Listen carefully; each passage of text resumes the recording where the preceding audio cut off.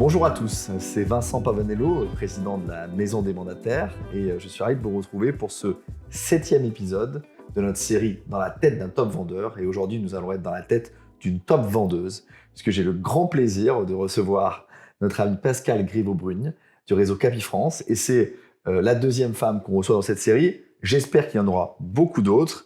Je vous rappelle d'ailleurs en introduction, et après Pascal, je te passerai la parole, que parmi les top vendeurs, parmi les meilleurs producteurs de ce métier de mandataire, il y a un petit peu plus de femmes que d'hommes. Et donc, on souhaite qu'elles soient dûment représentées au sein de cette série. Une fois qu'on a fait cette introduction, Pascal, comment vas-tu? Est-ce que tu es ravie d'être dans les locaux de la Maison des Mandataires pour la première fois, je crois? Oui, exactement. Je suis très contente. Très contente. C'est une nouvelle découverte. Plaisir largement partagé. On est ensemble pour, en gros, une demi-heure, 40 minutes, en 2 temps, si tu es d'accord. D'abord, des questions sur ton parcours et ce que tu as fait avant d'être dans l'immobilier. Je sais que tu as fait plein de choses avant d'être dans l'immobilier. Des super expériences, ce que tu fais dans l'immobilier chez Capifrance, le réseau que tu as choisi. Et puis une deuxième partie peut-être plus personnelle, mais qui est toujours moi la partie qui m'intéresse encore davantage, ton parcours d'entrepreneur, ton regard à l'entrepreneuriat au féminin aussi. J'imagine que c'est une spécificité d'être une femme dans ce monde-là. Et donc, c'est ces sujets que je te propose d'aborder, si tu en es d'accord. Parfait. Et bien, super, Pascal. Faisons les présentations. En quelques mots, tu travailles où? Tu es dans le réseau depuis combien de temps? Et puis après, on reviendra un peu sur ton parcours. D'accord. Alors, j'habite à Lyon, dans la banlieue ouest de Lyon, depuis déjà une dizaine d'années. Et j'ai rejoint Capifrance en juillet 2017. Et je venais d'une vie antérieure où j'ai fait 20 ans de marketing dans le domaine du jouet. Explique-nous. Raconte-nous. Alors, j'étais chez des industriels du jouet, des grandes marques dans le domaine du privé, et je concevais, je faisais développer, fabriquer des jouets pour les enfants. Donc un métier très créatif, un métier d'équipe, un métier qui m'a donné une grande culture du résultat. Dans mon activité d'aujourd'hui, un travail vraiment de coordination et à l'international, où j'ai vécu de magnifiques années et où un jour je me suis dit j'ai envie de quitter le business B2B, j'ai envie d'être au plus près d'un projet de vie, j'ai envie de travailler avec des particuliers et j'ai envie de gérer mon métier toute seule. Juste pour préciser, après on va rentrer dans ce point parce que c'est très important, tu travaillais pour des industriels, donc tu vendais à des magasins, c'est ça en fait, des chaînes? Alors, j'étais en marketing, donc j'étais très en amont, j'étais très au développement. Donc je concevais les idées, j'imaginais les idées de jeux et de jouets. Je les faisais designer, je les faisais illustrer, etc. Je les marketais jusqu'à ce que le jouet soit sur l'étagère dans un magasin. Mais tu voyais pas le client final, c'est ça quand tu disais? Voilà, j'étais pas vendeuse. Qu'est-ce qui se passe à un moment donné pour dire je lâche ce super job avec plein d'opportunités, plein de voyages, pour un job peut-être qui peut apparaître plus simple, en tout cas plus immédiat, plus concret, qui est celui de dire j'accompagne des Français dans leur projet de vie. Raconte-nous Est-ce que ça se fait en une semaine ou Non, ça s'est fait par étapes. En fait, j'étais directrice marketing dans une société. Et puis les choses ont fait que j'ai quitté cette société-là et je me suis installée en tant qu'indépendante pour faire le même métier. C'est-à-dire que je faisais du développement et de l'innovation à l'international dans le domaine du jouet. Et je me suis rendu compte un jour que ça avait un certain nombre de fragilités. C'est-à-dire que j'avais pas de récurrence auprès de mes clients. L'innovation, c'était difficile de la défendre à l'international quand on est tout seul. Les industriels en Chine étaient un peu fragiles avec les normes environnementales. Je me suis dit, tiens, j'adore ce que je fais, ça fonctionne très bien, mais c'est à chaque fois une conquête et j'ai envie d'avoir une autre activité qui puisse être complémentaire et qui puisse m'amener un peu plus proche donc des particuliers. Et j'ai visité un appartement parce que c'était pour moi personnellement. Cette personne, je l'ai fait parler, je l'ai écouté. Je me suis dit tiens, c'est peut-être ça ma solution. Et donc j'ai imaginé un jour que j'allais pouvoir faire les deux à la fois. D'accord. Et très vite, je me suis rendu compte que je voulais être complètement indépendante. Je ne voulais plus avoir, en ayant déjà vécu cette indépendance dans le domaine du jouet en tant que conseil indépendante, je voulais pas rejoindre l'immobilier dans une structure déjà contraignante, entre guillemets. Donc, j'ai choisi un réseau, et j'ai choisi un réseau qui m'a parlé, qui me laissait cette liberté-là. Et donc voilà, c'était Capifrance. Donc ça a été l'entrepreneuriat avant l'immobilier, dans ton parcours entre guillemets. Exactement. L'immobilier, c'était la meilleure façon d'être entrepreneur entrepreneuse. Pourquoi Capifrance, sans dire que les autres réseaux ne sont pas bien, mais c'était quoi un peu les rationnels qui expliquaient, ou le rationnel qui expliquait ce choix à l'époque que tu as fait? Alors, c'était difficile parce qu'en tant qu'extérieur à tout ce monde-là, je ne savais pas quelles étaient les clés de choix. Donc, j'ai rencontré quelques personnes dans différents réseaux. J'ai vraiment agi au feeling. Et à la fin, j'ai simplement pris le chiffre d'affaires de ces différents réseaux et je l'ai divisé par le nombre de personnes, le nombre de mandataires. Et je me suis dit, je vais aller vers celui qui va me laisser le plus de possibilités de réussir. Je voulais que les outils soient aussi irréprochables. Et ça, tu t'en es assuré en parlant avec le siège, notamment en communication. Venant du marketing, pour moi, besoin d'être, je savais ce que j'allais mettre moi sur la table en termes d'énergie et d'expertise. Et je voulais absolument avoir un réseau irréprochable pour ça. À la hauteur. Et on peut témoigner que c'est le cas de Capifrance. J'en changerai pas. Sans aucun doute. J'en changerai pas. Tu as bien raison. Les premiers mois, les 6 premiers mois, la première année, je sais pas qu'est-ce qu'il veut dire. En tout cas, les débuts, ça se concrétise comment? Et si c'était tout de suite facile, il faut le dire, et si c'était difficile, il faut le dire aussi. Je crois que c'est plutôt ton cas. Alors, j'avais pour moi encore l'activité dans le jouet, donc j'avais pas l'impression de sauter dans un grand vide. Mais en même temps, quand on fait du marketing jouet, on en parle autour de soi et les personnes qui nous écoutent ont souvent des étoiles dans les yeux, en se disant mais c'est un métier magique, c'est un métier formidable. Et là, j'arrivais dans le monde de l'immobilier qui n'a pas toujours bonne presse et où j'arrivais sans compétences prérequises, en fait. Et donc, je me suis dit, oulala, il faut vite que je monte en compétences. Donc, moi, mon objectif, c'était de très vite devenir autant expert en immobilier, en tout cas, d'être dans une zone de confort rapidement. Comme tu l'étais. Comme je l'étais de l'autre côté. Donc, et par contre, soif d'apprendre. Et ça prend du temps, ça? Alors, oui, parce qu'en fait, j'étais extrêmement, j'allais dire, bonne élève au départ. Je me suis dit, mon formateur m'a dit un jour un rendez-vous. Donc, je ne dîne pas le soir sans avoir pris mon rendez-vous. Et j'ai commencé comme ça tout le mois de juillet. J'ai eu plein de rendez-vous, j'ai rencontré plein de gens. J'étais la super copine de plein de gens, mais je prenais aucun mandat. Alors, je me suis dit, j'ai peut-être pas tout à fait la clé. Et puis, un jour, quelqu'un m'a fait confiance. J'ai pris un premier mandat, j'ai eu un appel, j'ai fait une visite, une offre au prix, je suis partie en vacances. Et je me suis dit, waouh, la première vente, le combo royal. Et ça m'a donné de l'assurance pour à la rentrée et j'ai continué et ça s'est vite enchaîné. Bon, tu vas nous parler de cette rentrée 2017, donc on mais juste avant sur le mois de juillet, parce que je trouve ça très intéressant ce que tu dis sur un rendez-vous par jour.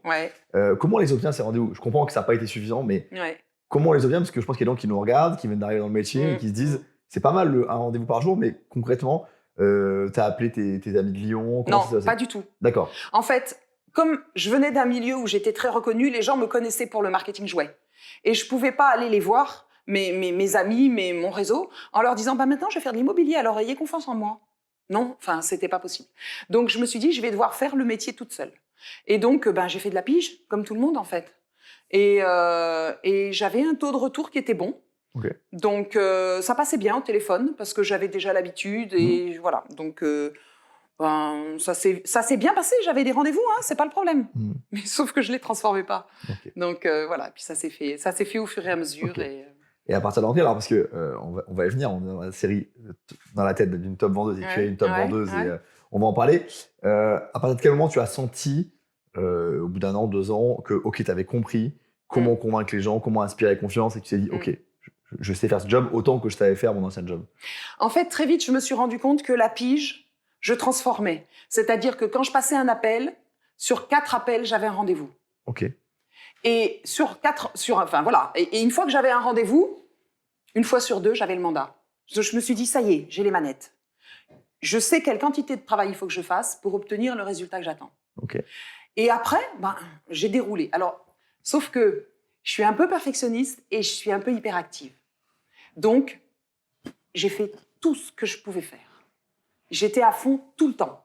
Je rencontrais tout le monde. Je disais jamais non. Je prenais tous les mandats qui passaient. Et je me battais, je lâchais rien. Et donc, voilà, ça a débouché très vite. Donc la pige, est-ce qu'il y a d'autres techniques que tu as implémentées dès le départ pour se reconnaître, un réseau de prescripteurs? Du tout. Tu es resté très focus sur la stratégie qui a apporté ses fruits et tu es resté. Parce qu'en fait, je ne savais pas quels étaient les outils qui pouvaient fonctionner. Aussi bien que ceux que tu avais trouvés. Je ne voulais pas ajouter de charge à mon activité. Ok. Donc, je voulais pas investir dans des services connexes qui auraient pu m'accompagner. Je savais pas quelle allait être la performance de ces outils. Donc, je me suis dit, je tiens celui-là, il marche bien, on me dit que je suis plutôt efficace, allez, j'y vais. Et je suis restée que sur de la pige. Et je n'ai avancé qu'avec de la pige, je n'ai jamais mis aucun outil. J'ai jamais fait de prospection terrain, jamais de flyer, jamais rien d'autre. Donc, une technique, et tu t'y tiens, et c'est quand même une belle plus. leçon de... Et maintenant, je la fais plus. Alors justement, j'étais sûr que tu allais me dire ça. Et maintenant, je la fais Mais plus. j'y viens. Non, mais je trouve que j'essaie toujours de mettre à la place des gens qui nous regardent et qui nous écoutent. C'est, je trouve, un super exemple, au moins pour les premières années, que quand vous avez trouvé une technique qui marche, n'essayez pas de réinventer la roue toutes les 5 minutes. Ça marche, tracez votre sillon. Et à un moment donné, et c'est ce que tu vas nous raconter maintenant, c'est les clients eux-mêmes qui vous appelleront et vous n'aurez plus besoin de faire ça, mais c'est plutôt dans ce ordre-là. Et donc ça m'intéresse de savoir à partir de quel moment... D'abord, tu consacrais combien de temps à la pige par jour dans les premiers mois, ou c'était quoi ton organisation? Écoute, j'avais pas d'organisation spécifique, j'avais pas mis un créneau de pige dans mon agenda. Je suis très spontanée, je fais tout ce qui semble nécessaire. Alors en fait, quand j'avais des rendez-vous et que je sentais que j'avais toujours tout le cycle de production plein, je me suis dit, il n'y a pas de raison que je fasse de la pige. J'ai les prospects qui sont là, les mandats qui se transforment, les ventes en cours. Enfin, donc, je n'étais pas inquiète. Et puis, de temps en temps, mais ça m'arrive encore, quand je sens qu'il y a un petit creux et je me dis, j'ai plus assez de choses qui arrivent, tiens. Et je me suis dit, tiens, allez, je refais un peu de pige pour voir si j'ai toujours la clé. Et ça m'arrive encore, une fois par an, de refaire une petite session de pige. Et après, je me dis, mais pourquoi j'ai fait de la pige? Ça me génère trop d'activités et je gère plus après. Ok. Donc, et c'est au bout de combien de temps que tu as arrêté de faire de la pige de manière quotidienne, on va dire, ou à peu près, où tu saurais Alors, systématiquement, fin de la première année. Ok, fin de la première année, donc ta stratégie, tu l'as gardée quand même pendant une année, tout du long. Pas tout le temps, mais voilà, ça donne, oui. Et alors, si c'est plus par la pige que tu as les mandats, c'est donc par le bouche à oreille, j'imagine, c'est ça qui a remplacé? Oui. En fait, le business appelle le business. Donc, en fait, je rencontrais des gens qui achetaient un appartement et qui me donnaient le leur en vente. Il y a pas mal de choses qui se sont transformées comme ça. Des gens qui parlaient de moi autour d'eux. Et puis après, j'ai développé assez rapidement l'envie d'avoir un maillage de professionnels autour de moi. Donc, j'ai peu à peu qualifié des notaires. Avec lequel le feeling passait bien et qui était autre chose que simplement un rapport de business, où il y avait un vrai échange et une vraie collaboration. Pareil au niveau des courtiers, il a fallu que j'en rencontre 2 ou 3 avant de trouver le courtier avec lequel j'allais travailler plus intensément. Pareil avec le diagnostiqueur, pareil avec... voilà. Et ces gens t'apportent aussi. Donc c'est vraiment un partage. Et après, c'est avec eux que je fais équipe aujourd'hui. Je gère pas d'équipe j'allais dire de binôme ou d'autres mandataires à mes côtés, mais je suis dans un maillage de professionnels avec lequel je fonctionne super bien et qui fait un collectif. Voilà. On parlera après de ton choix de ne pas avoir développé d'équipe et je pense que c'est intéressant que tu nous expliques pourquoi. Peut-être si on parle un tout petit peu chiffres pour mettre un petit peu de la performance parce que très impressionné par ce que tu fais. Moi, ce que j'aime bien demander, c'est un petit peu la progression. Alors, ça peut être des ordres de grandeur, mais en nombre de ventes, parce que c'est je pense, un bon indicateur.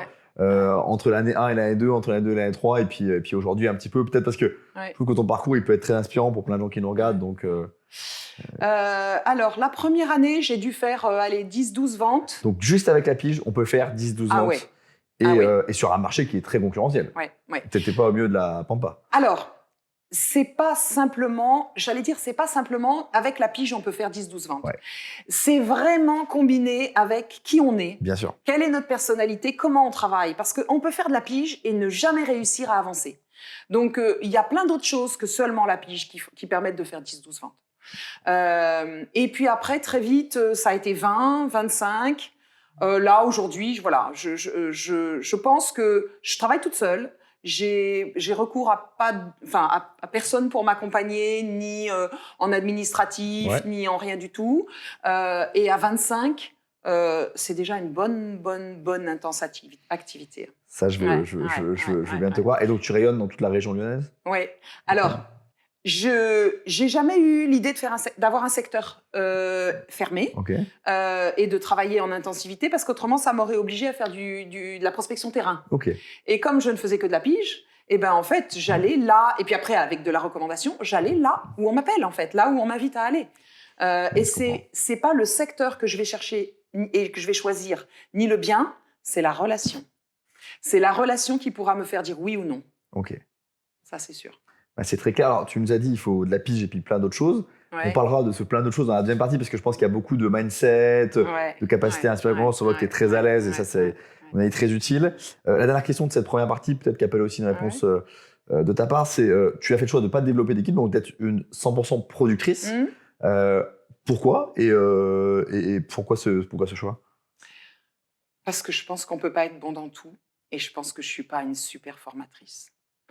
Je sais pas, je crois qu'en fait, j'ai pas suffisamment de patience. Je sais pas si j'ai... Voilà, je pense que... Voilà, il y a des personnes qui le font très très bien et je me sens pas très à l'aise à le faire. Et je préfère ne pas le faire plutôt que de mal le faire. Et par contre, je suis généreuse avec mes collègues, c'est-à-dire que dès qu'il faut partager, dès qu'il faut accompagner dans une réflexion, partager une recette ou bien... voilà, il n'y a aucun problème. Je travaille en collaboratif très très volontiers parce que j'ai la profonde conviction qu'ensemble on est plus fort. Okay. Mais formé dans un accompagnement régulier... c'est voilà, j'ai choisi de pas le faire parce que je pense que je fais pas super bien. Bah, merci pour ta sincérité, parce que c'est pas forcément facile, et bravo pour ton humilité. Merci pour cette première partie, Pascal. Je te propose qu'on se retrouve et qu'on se retrouve aussi avec vous qui nous regardez dans quelques instants pour la deuxième partie où on s'intéressera plus à Pascal, l'entrepreneuse. Tu as commencé quand même à nous donner quelques éléments, on a envie de creuser et j'ai envie de te poser plein de questions. Donc rendez-vous dans quelques instants pour la deuxième partie de cet épisode rencontre, ou dans la tête d'une top vendeuse.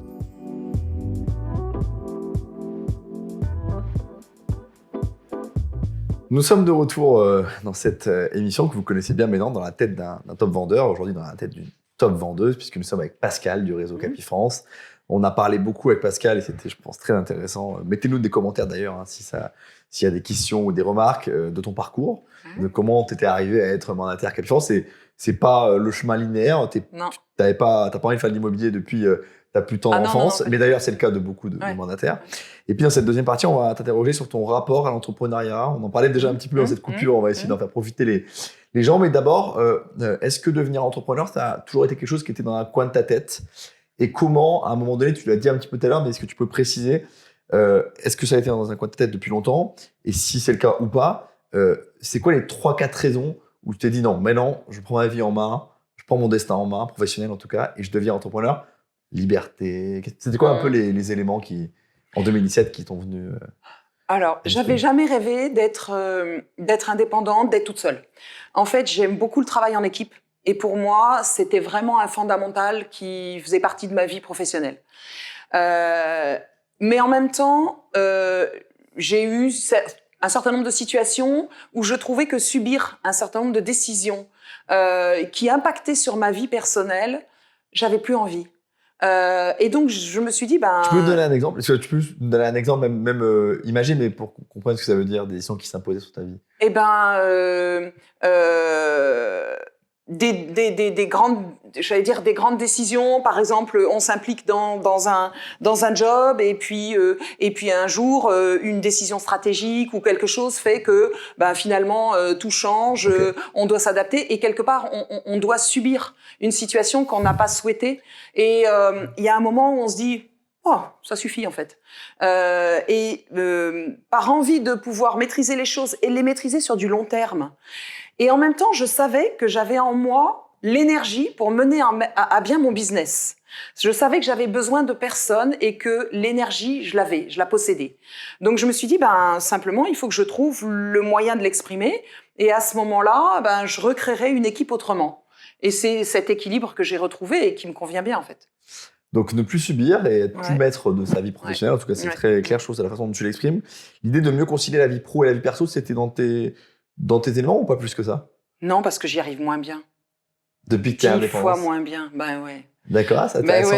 Oui, parce qu'en fait, quand on est salarié dans une société, on fait son boulot, ça nous trotte dans la tête quand on rentre à la maison, mais quand on rentre à la maison, on n'est plus au boulot.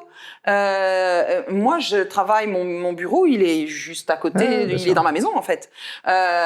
Et quand on rentre dans des projets de vie et quand on porte plusieurs projets en même temps, Moi, j'arrive pas à m'en détacher complètement parce que je le fais avec mon cœur et donc je pose pas mon cœur à côté quand je rentre, quand je décide que c'est fini. Et donc, du coup, ça m'habite tout le temps et c'est vraiment un challenge pour moi, c'est d'arriver à couper ma vie professionnelle et ma vie personnelle. Je pense que si je devais être mon mari là dans 2 minutes, il me dirait que 3 fois par semaine, j'éteins la lumière de mon bureau à plus de minuit.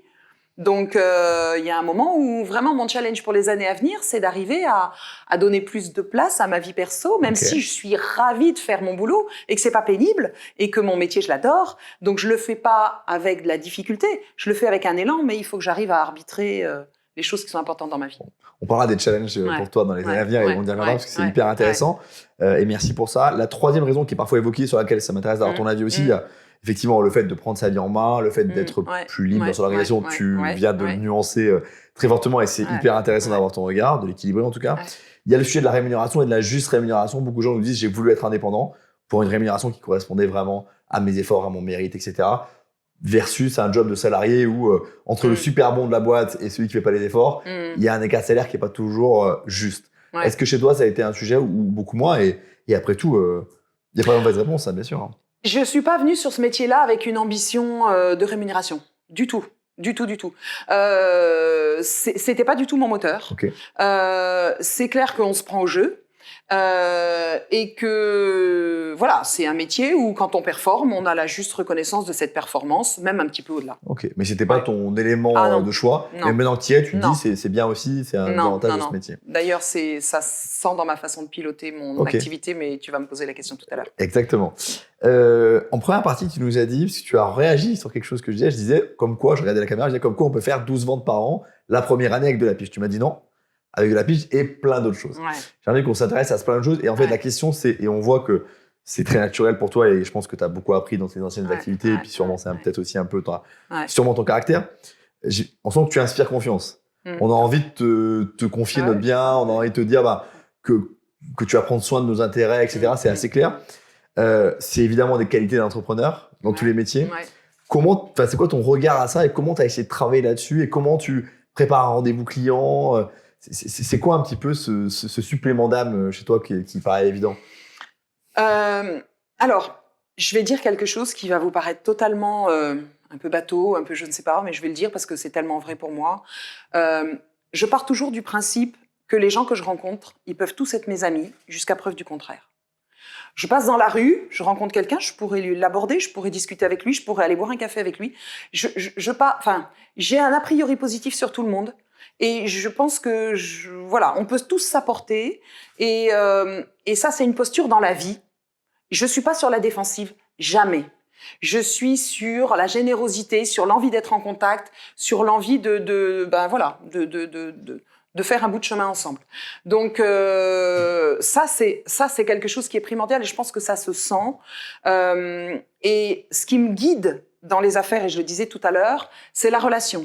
C'est-à-dire qu'un client qui me dit que le meilleur gagne, je me retourne vers lui et je lui dis là, vous m'avez coupé mon moteur. Parce que ce n'est pas du tout ce qui va me faire avancer. C'est pas le challenge, c'est pas la performance, c'est rien de tout ça. Ce qui me fait avancer, c'est de prendre un projet avec quelqu'un qui est souvent dans l'inquiétude et un peu sur la défensive parce que on vend pourquoi? Parce qu'on a quelque chose de compliqué dans sa vie. Ou bien parce que, et c'est toujours inquiétant, on vend ce qu'on a de plus cher, le lieu où on vit. Donc on est toujours inquiet de savoir comment ça va se passer. Donc je prends une relation sur un mode un peu d'inquiétude et c'est tellement savoureux de dire le jour où on les lâche, c'est parce que c'est vendu, c'est parce qu'ils ont un sourire comme ça et qu'on en a créé 2 sourires. On a créé le sourire de celui qui vendait, on a créé le sourire de celui qui achetait. Et c'est ça mon moteur aujourd'hui. Et c'est après, je mets de la performance, je mets tout ça. Mais et ça, je l'ai acquis avec des formations, je l'ai acquis en apprenant de tout. J'apprends du notaire, j'apprends du diagnostiqueur, j'apprends du courtier, j'apprends de tous les gens que je rencontre. Et puis après, je mets tout ça au service de mes clients avec de la rigueur, de l'engagement. Ce que je dis, je le fais. Et du coup, très vite, je me suis rendu compte, je peux pas prendre plus de 5 mandats en même temps. Parce que si je prends tout ça, je peux plus faire. Alors, je vais venir justement sur ce point-là, mais merci pour ce point sur le côté, le côté a priori, tout le monde peut être mon ami, et j'imagine que comme c'est très ancré chez toi, après ça déroule pendant un rendez-vous et tu te poses même pas la question je dois dire ça ou plutôt ça ou il va penser que. Ça, c'est aussi un bon conseil, je pense qu'on ne donne pas assez encore, il faut qu'on en parle plus, mais c'est pas, un rendez-vous, ça peut se préparer, il peut y avoir des éléments que vous avez en tête, mais travaillez surtout sur votre ADN, sur votre mindset, et une fois que vous l'avez, et ça, on voit que c'est très clair sur ce que tu es, et tu es en phase entre ce que tu veux être et ce que tu es. Et après, ça déroule. Et de la même façon qu'on s'est rencontrés il y a 1 heure avant cet entretien, et c'est naturel, je t'imagine pas monter les escaliers et te dire qu'est-ce que je vais leur dire, comment je vais devenir ami avec eux. Très naturellement, on se dit qu'on crée une relation. Là, c'est clair. Alors, c'est le côté humain très sympa. Et tu as tout de suite dit, mais j'allais t'amener sur ce terrain. Il y a aussi le côté rigueur, travail, discipline. Bien sûr. Si tu peux nous en dire un mot, parce qu'on peut imaginer d'être un conseiller ou une mandataire très sympa, très sympathique. Oui, on n'est pas des amis en fait. Je suis pas là pour être ami avec eux. C'est ça la limite. C'est pas le but. Alors, pour moi, on dit en général dans l'immobilier, on a toujours 2 rendez-vous. On a le R1, R2. Le R1, c'est le rendez-vous où on fait connaissance, où on aborde le projet et on récupère les informations qui vont nous permettre de faire le R2, qui est souvent le rendez-vous d'estimation. Au R1, on fait connaissance. Donc, on se découvre les uns les autres et je parle de moi, d'où je viens et pourquoi j'aime ce métier. Et je les écoute beaucoup sur pourquoi le projet, comment. Je récupère les informations. Et le deuxième rendez-vous, c'est un rendez-vous où on va parler plus technique parce que c'est le rendez-vous d'estimation. Et pour moi, l'estimation, c'est mon rendez-vous de conquête. C'est-à-dire que je dois leur montrer quelle est mon expertise technique dès l'estimation. Je vais passer 4 heures à préparer une estimation. Et ça veut dire en amont du rendez-vous. En amont, c'est-à-dire que on va faire le premier rendez-vous, on va passer 1 heure ensemble. Je vais récupérer les informations. Je travaille chez moi 4 heures et je reviens présenter le rendez-vous pendant 2 heures. Je présente pendant 1 heure et après on échange. Ça veut dire que j'ai passé 7 heures avant même de savoir si je vais avoir le mandat. Mais je pense que la générosité appelle la générosité et que je ne peux pas attendre a priori une adhésion si je n'ai pas montré un certain nombre de choses de moi, personnellement et professionnellement, au niveau de mon expertise. Donc ça, c'est fondamental. Et alors, pendant ces 4 heures, sans trahir de secret, évidemment, de ta méthode, mais comment tu les prépares? Parce que c'est très intéressant pour les gens qui nous regardent de savoir. Alors, c'est aussi important pour les personnes à qui je vais présenter et qui vont être mes futurs clients que pour moi. En fait, j'acquiers ma conviction de ce que je vais leur dire. Donc, je vais travailler aussi longtemps qu'il faut pour que je sois convaincue de ce que je vais leur dire. Donc, tu te poses vraiment les questions. Tu te dis pas, je vais dire ça parce qu'il va être content, ou je vais dire ça parce que je leur demande assez. Quand je commence, je fais un reset mental.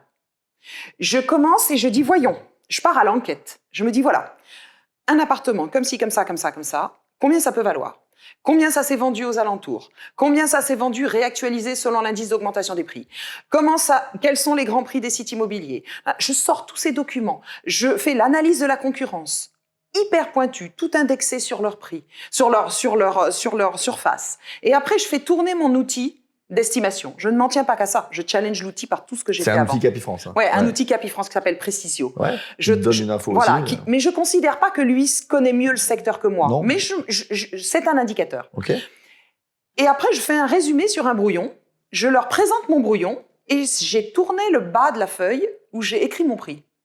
Je leur montre le brouillon. Je dis, voilà, j'ai pas d'a priori sur le prix. On va le faire ensemble. Je l'ai pas fait avant. Je vous demande pas de me croire sur un prix que je vous parachute. On va le faire ensemble. Qu'est-ce que vous en pensez quand vous avez vu tout ça? Il peut se vendre combien, votre appartement? Et ils me donnent leur avis. J'ai le mien, je tourne ma feuille et on regarde le prix ensemble, on le compare. Et ce moment-là, c'est un moment fondateur parce qu'on va se baser là-dessus tout le temps, pendant tout le temps de la vente. C'est-à-dire, vous vous souvenez, on avait vu ça. Vous vous souvenez, on s'était dit ça. Et ça me sert à piloter la vente jusqu'au bout. Donc, c'est un prix que tu co-construis avec eux, en tout cas, dans absolument. Très utile en ce moment où on essaie un peu de faire atterrir les vendeurs. Je pense que peut-être tu peux nous en dire un mot dans le contexte dans lequel on est et comment cette qualité d'entrepreneur qu'est la tienne de co-construire et de créer au fond une forme de consensus très travaillé versus ton concurrent qui va arriver et qui va dire moi je connais tout, c'est 300 000. Je prends caricature, mais en ce moment c'est particulièrement important. Tu le sens? Alors, ça je le faisais déjà depuis toujours. Tu l'as toujours fait? Je l'ai fait depuis toujours. C'est pour ça que c'est pas possible pour moi d'envoyer une estimation par mail. Ça n'existe jamais. Et puis quand les concurrents le font, je trouve ça très bien, en fait. Parce que c'est juste que ça me permet de faire juste une superbe différence. Aujourd'hui, je pense qu'on a besoin d'agilité parce que nous, dans la métropole lyonnaise, je pense que c'est la même chose à Paris, mais c'est pas la même chose partout en France. On a un changement de situation où on a beaucoup moins d'acquéreurs. C'est-à-dire que là où on avait 10 appels, on n'en a plus qu'un. Donc, il ne faut plus travailler de la même façon. Ah bah oui. Ah ouais, très fond. Ah ouais, ça se sent très fort. Donc, ça veut dire qu'on a toujours autant de vendeurs, des vendeurs qui sont un peu inquiets. Donc, l'agilité que ça nous demande, c'est qu'on passe d'un profil de vendeur à un profil de conseiller. On devient un conseiller analyste. Et notre travail en amont d'analyse de la situation, de recommandation, de négociation, il faut réussir à convaincre, etc. Il est beaucoup plus fort aujourd'hui qu'avant. Donc la relation, elle doit être tenue. Et elle doit être tenue dans la durée. C'est-à-dire que quand on ne vend pas alors qu'on était parti pour vendre, il faut analyser. Et pourquoi ? Et il ne faut jamais leur lâcher la main. Donc la relation aujourd'hui, elle est encore plus fondamentale qu'avant. Bon, c'est très intéressant. Je vais peut-être aborder un dernier sujet parce que tu l'as abordé. On a parlé côté humain, rigueur, et je trouve que tu as vachement, t'as vraiment le bon équilibre entre les deux. Et vraiment, c'est vraiment une super leçon que tu donnes aux gens qui nous regardent. Tu as dit quelque chose qui m'a marqué tout à l'heure. Tu as dit, je vais essayer de libérer un peu plus de temps, de changer un peu mon organisation. Je suis sûr qu'il y a plein de gens qui nous regardent et qui sont en train de se poser la même question. Alors, des gens qui ont des performances qui commencent à être sympas et qui se disent, tiens, est-ce que je pourrais pas un peu réallouer du temps ? Toi, la façon dont tu souhaites le faire, peut-être tu n'as pas encore trouvé la martingale, mais la façon dont tu souhaites le faire, c'est quoi dans les mois et les années à venir pour mieux équilibrer ? Je sais pas. En fait, j'ai du mal à dire non. Je me suis fixé une ligne de conduite qui date d'il y a 8-10 mois. Je ne prends plus de mandat simple. Je ne prends plus que des mandats exclusifs. Est-ce qu'il y a une façon parce que c'est pas possible dans ma gestion de la relation d'être mise dans une situation où où j'ai pas une entière confiance. Enfin, et l'entière confiance est pas tissée entre nous. Donc je refuse des mandats aujourd'hui quand ils sont pas exclusifs. Donc déjà, ça me permet d'être un peu protégée dans ce que je dans les projets que je prends. Après, le tout est d'en prendre, d'être plus sélectif dans ce sur quoi on s'engage. C'est-à-dire que quand on est sur un défi prix aujourd'hui, non, parce qu'on n'est pas magicien et qu'aujourd'hui, il faut avoir un vrai projet de vendre et une vraie nécessité de vendre pour qu'on aille ensemble. Parce que moi, je dis à mes clients, tant que j'ai pas vendu, je vous ai offert mon temps. Je vous ai offert mon expertise, j'ai travaillé pour rien. En fait, pour vous, mais possiblement pour rien.